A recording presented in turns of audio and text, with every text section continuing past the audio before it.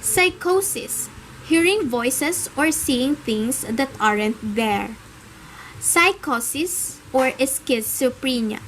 Schizophrenia and other psychotic disorders are medical illnesses that result in strange or bizarre thinking, perceptions, sight, sound, behaviors, and emotions. Psychosis is a brain-based condition that is made better or worse by environment factors like drug use and stress.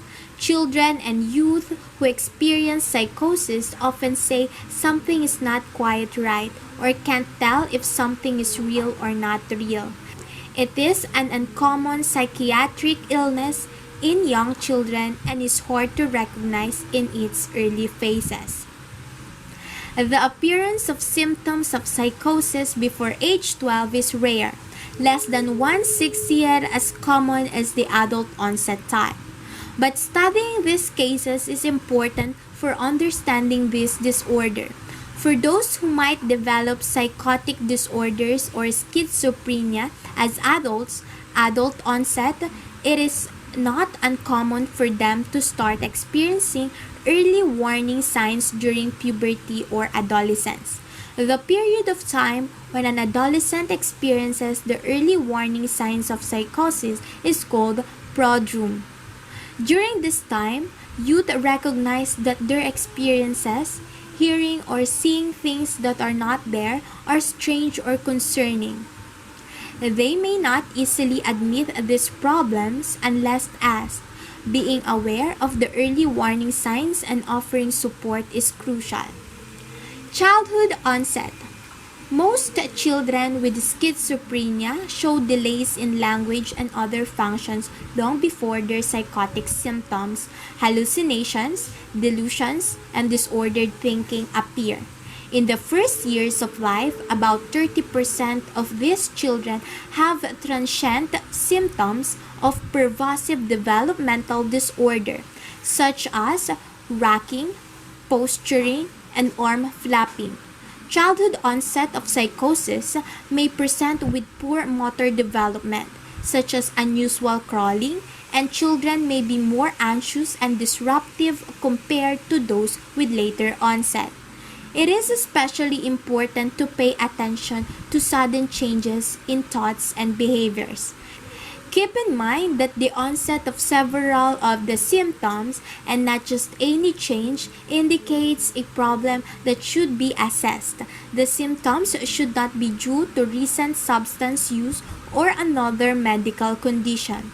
A quick and confidential way to determine if you may be experiencing psychosis is to take a mental health screening. A screening is not a diagnosis, but a way of understanding if your symptoms are having enough of an impact that you should seek help from a doctor or other professional. Early warning signs. Feeling like their brain is not working, feeling like their mind or eyes are playing tricks on them, seeing things and hearing voices that are not real, hearing knocking, tapping, clicking, or their name being called, confused thoughts, vivid and bizarre thoughts and ideas, sudden and bizarre changes in emotions, peculiar behavior that seem unusual, increased sensitivity to light, sounds, smells, or touch, concept that people are out to get them, fearfulness or suspicion that isn't warranted, withdrawal from others, severe problems in making and keeping friends, difficulty speaking, writing, focusing, or managing simple tasks. The behavior of children with this illness may change over time. Psychosis can develop gradually or suddenly. Children and youth may begin thinking about strange fears and ideas. They may start to cling to parents or say things that do not make sense. Others who used to enjoy relationships with peers may become more shy or withdrawn or seem to be in their own world. Treatment. Early diagnosis and medical treatment are important. It is especially important that children and youth with the problems and symptoms listed receive a complete evaluation. These children may need individual treatment plans involving other professionals, a combination of medication and individual therapy, family therapy and specialized programs, wraparound services, early psychosis treatment is often necessary. Changes in lifestyle, keeping stress low, taking fish oils, additional supports, therapy and school support, and psychiatric medication can be helpful for many of the symptoms and problems identified. Making the choice about whether or not to use medications can be difficult. Second generation, atypical, antipsychotic drugs are usually tried first because they may cause fewer side effects than standard drugs.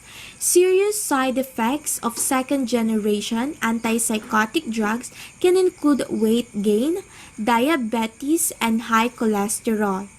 Currently, the Food and Drug Administration approves the use of two second-generation drugs in children ages 13 to 17.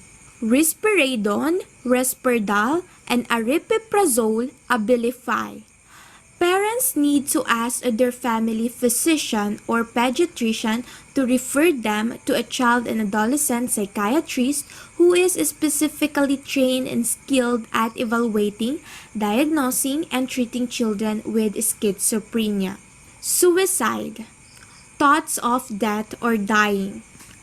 Left untreated, depression can lead some youth to take their own lives. Suicide is the second leading cause of death among individuals between the ages of 10 and 34. Attempted suicides are even more common. Warning signs of suicide. 4 out of 5 teens that attempt suicide give clear warnings. If you suspect that a child or adolescent is suicidal, look for these warning signs. Threats of suicide, either direct or indirect. Verbal hints such as, "I won't be around much longer," or "it's hopeless." Obsession with death. Overwhelming sense of guilt, shame, or rejection. Putting affairs in order, for example, giving or throwing away favorite possessions. Sudden cheerfulness after a period of depression. Dramatic change in personality or appearance. Irritability. Hallucinations or bizarre thoughts. Changes in eating or sleeping patterns. Changes in school performance. What should parents and other adults do if they think a child is suicidal? Ask the child or teen if he or she feels depressed or thinks about suicide or death. Speaking openly and honestly allows the child to confide in you and gives you a chance to express your concern. Listen to his or her thoughts and feelings in a caring and respectful manner. Let the child or teen know that you care and want to help. Supply the child or teen with local resources, such as a crisis hotline or the location of a mental health clinic. If the child or teen is a student, find out if there are any available mental health professionals at the school and let the child know about them. Seek professional help. It is essential to seek expert advice from a mental health professional that has experience helping depressed children and teens. Alert key adults in the child's life, family, friends, teachers. Inform the child's parents or primary caregiver and recommend that they seek professional assistance for their child or teen. Trust your instincts. If you think the situation may be serious, seek immediate help. If necessary, break a confidence in order to save a life. Where to seek help? Information and referrals regarding the types of services that are available for children may be obtained from mental health organizations, hotlines and libraries, other professionals such as the child's pediatrician or school counselor, other families in the community, family network organizations, community-based psychiatric care, crisis outreach teams, education or special education services, family resource centers and support groups, health services, protection and advocacy groups and organizations, self-help and support groups. It is easy for parents to identify their child's physical needs: nutritious food, warm clothes when it's cold, bedtime at a reasonable hour. However, a child's mental and emotional needs may not be as obvious. Good mental health allows children to think clearly, develop socially, and learn new skills.